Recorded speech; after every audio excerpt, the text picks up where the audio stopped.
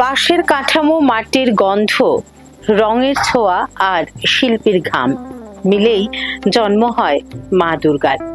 বাঁশ, মাটি, কাঠ, রং, তুলির ছোঁয়া এসব নিয়ে মূর্তিপাড়ায় চরম ব্যস্ততা।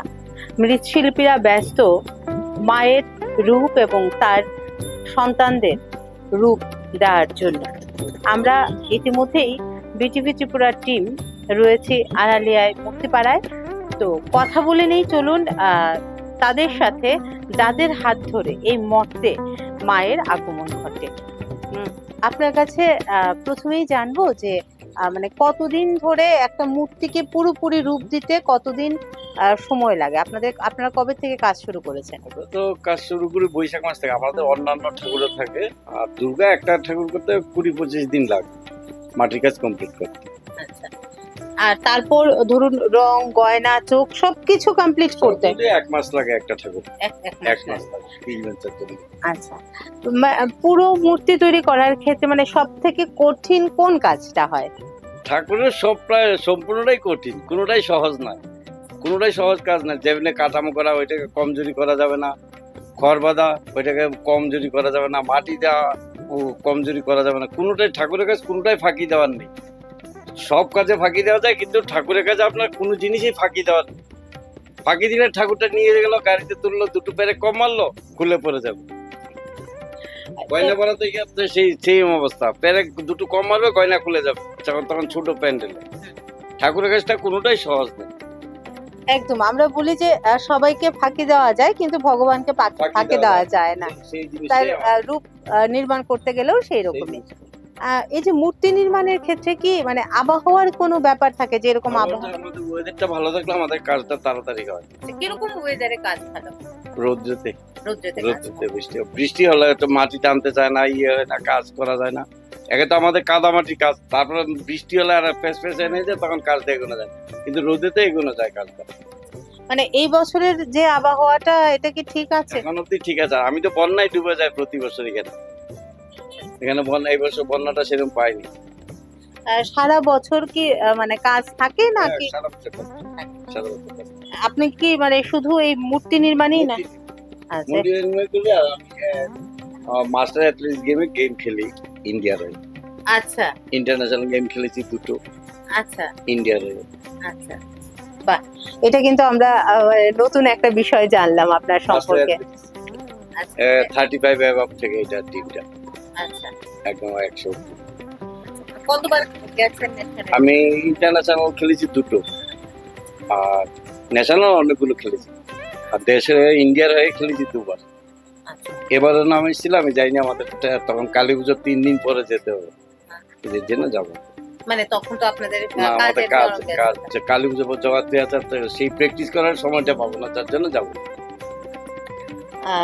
এই যে মূর্তি বানানোর জন্য যে মানে বিভিন্ন জিনিসের প্রয়োজন হয়, সবকিছু কি আমরা মানে আপনি লোকালি পাওয়া যায় না বাইরে থেকে আনতে হয়? লোকালে তৈরি করার জিনিসগুলো লোকালে পাওয়া যায়, আর গয়না অর্নামেন্টস তো আগরতলাতে বেশ পাওয়া যায়, কিন্তু আমার যে ঠাকুর আগরতলা গয়না দিয়ে হয় না। তারা যেগুলো আনে রেডিমেড, আমরা সব অর্ডার করে দিই বৈশাখ মাসে। আপনার মানে পরবর্তী প্রজন্ম, আপনার ছেলে মেয়ে যারা রয়েছেন, তারা ছেলে কাজ করে, ওই চোখ ফুক দেয়। আমি এখন 3-4 বছর চোখ দেই, চোখ দান করে ওই মানে এই পেশাতেই আপনার মূর্তি নির্মাণ করার ক্ষেত্রে কিন্তু মানে প্রত্যেকটা ক্ষেত্রে অনেক কিছু আধুনিক হয়েছে, ঠিক আছে না? অনেক আধুনিক জিনিস আমরা ব্যবহার করছি বর্তমান সময়ে। তো সেই ক্ষেত্রে মূর্তি নির্মাণের ক্ষেত্রেও কি এখনো সেই খড়, মাটি, বাঁশ, ওটার কোনো দ্বিতীয় বিকল্প হয় না।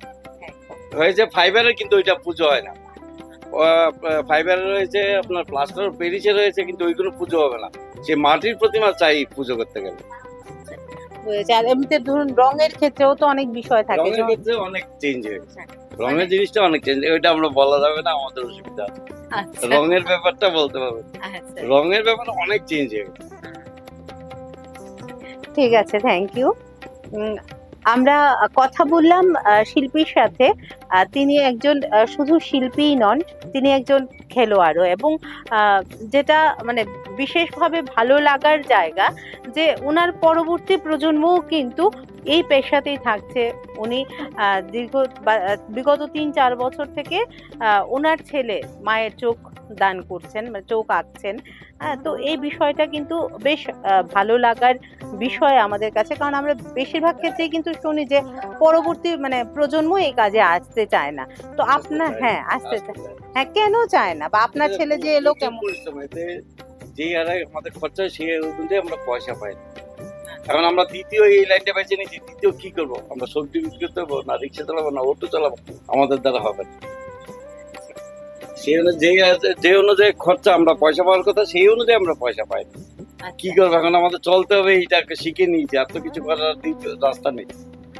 তো আপনারা কি মানে সরকারি কোনো সাহায্য বা সরকার কোনো শিল্পীদেরই আজ অব্দি কোনো সরকারি, আমি কোনো সরকার উল্লেখ করে বলছি না, কোনোভাবে আমরা মাটির কাজের শিল্পীরা পেয়েছে, যারা হাড়িগুড়ি তৈরি করে আমাদের সঙ্গে ওরা মিলিত হয়ে কয়েকবার সমিতি হয়েছে, হয়ে যারা মাটির সরা পাতি ঘর গামছা তৈরি করে ওরা পেয়েছে, কিন্তু আমরা পাইনি। ওদের হচ্ছে কি, এদের 2 গাড়ি মাটি হলে, মেন ব্যাপারটা ওদের 2 গাড়ি মাটি হলে ওদের সারা সিজনে কাজ করতে পারে। 20-30 হাজার টাকা দিলেও হয়ে গেল। আমাদের 20-30 হাজার টাকা দিয়ে আমাদের মাটির দামই হয় না। আমাদের খড় বাস প্রচুর লাগে। আমাদের মূর্তি তৈরি করার যতগুলো শিল্পী আছে, শিল্পীরা নিজেরা পার্সোনাল নুন নিয়েছে অন্য কিছু দিকে, কিন্তু যে সরকার থেকে কোনো আমাদের দিল ওইটা কোনো ভাবেই হয় না। বহু সরকার বহুবার আমাদের বলেছে দেবো দেবো দেবো, আমাদের দেয় না, আমরা পাই না। আর মানে কি আপনারা যে মূর্তি নির্মাণ করছেন, মানে ধরুন মূর্তি নির্মাণের ক্ষেত্রে কি মানে বিশেষ কোনো থিমের উপর মূর্তি হয় না? থিমের উপরে হয়, এমনিতে স্বাভাবিক মূর্তিটাই বেশি হয়। থিম তো কয়েক বছর হয়েছে এসছে। থিম বলতে কি, আগের দিনে আসতে ধরুন 50 বছর 60 বছর আগে যে আমাদের দাদুরা যেই ঠাকুরগুলো করে গেছে, কোন মাপ নেই যুগ নেই, ওই জায়গায় মোটিভেশন করে এখনকার যে আর্ট কলেজের ছাত্ররা ওইগুলো তারা থিম নাম দিয়েছে।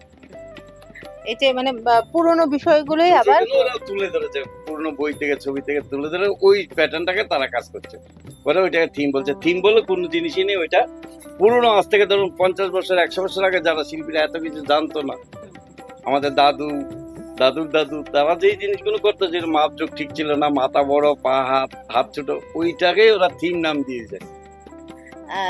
আসল কথা কি মানে সময়ের পরিবর্তন হয়েছে ঠিকই, কিন্তু পুরনো জিনিস থেকেই আবার ফিরে আসছে।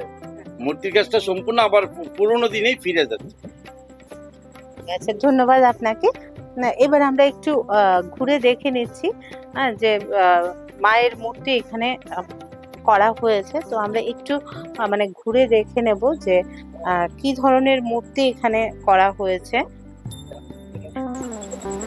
আমাদের ক্যামেরায় আমরা তুলে ধরছি শিল্পীর কাজ। কটা দিন পরেই আমরা সকলে একসাথে মেতে উঠবো উৎসবের আনন্দে।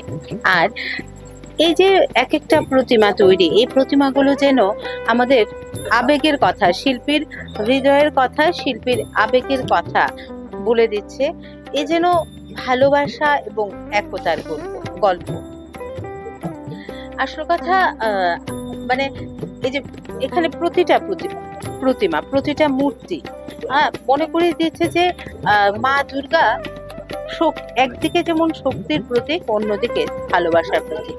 এখানে এসে মানে মনে হচ্ছে যে প্রত্যেকটা মূর্তির পেছনে লুকিয়ে আছে এক একটা শিল্পীর পরিশ্রম, তাদের স্বপ্ন আর ভালোবাসা। রঙের খেলা এখনো শুরু হয়নি। যখন রঙের খেলা শুরু হবে তখন হয়তো বিষয়টা মানে আমাদের কাছে আরো বেশি মানে আবেগপ্রবণ হয়ে ধরা দেবে। একদিকে বইছে শরতের হাওয়া, আর অন্যদিকে মাটির গন্ধ, রং আর শিল্পীদের পরিশ্রম সব মিলিয়ে যেন প্রতিটা মুহূর্ত এখানে ফুটে উঠছে। মানুষের মানে শিল্পী বলুন আর আমরা মানুষই বলি, দুর্গাপুজো আমাদের সকলের আশা বিশ্বাস আর ভালোবাসার প্রতীক। নরম মাটির ছোঁয়া, রঙের ঝলক সব মিলিয়ে এ যেন একটা মানে স্বপ্নের জগৎ। প্রতিটি মুহূর্তে আমাদের মনে করিয়ে দিচ্ছে উৎসব কেবল চোখের আনন্দ নয়, উৎসব হৃদয়েরও আনন্দ। আমরা ছিলাম এই আড়ালিয়া মূর্তিপাড়ায়। আমরা তুলে ধরলাম আপনাদের সামনে যারা এই মূর্তি নির্মাণের কাজে ব্যস্ত দীর্ঘদিন ধরে, তাদের বক্তব্য এবং তাদের শিল্প নৈপুণ্য। তো আমরা যাব, আরো মূর্তিপাড়ায় যাব এবং তার চিত্র আপনাদের সামনে তুলে ধরবো। ক্যামেরায় স্বরূপের সাথে আমি সুপ্রস্মিতা।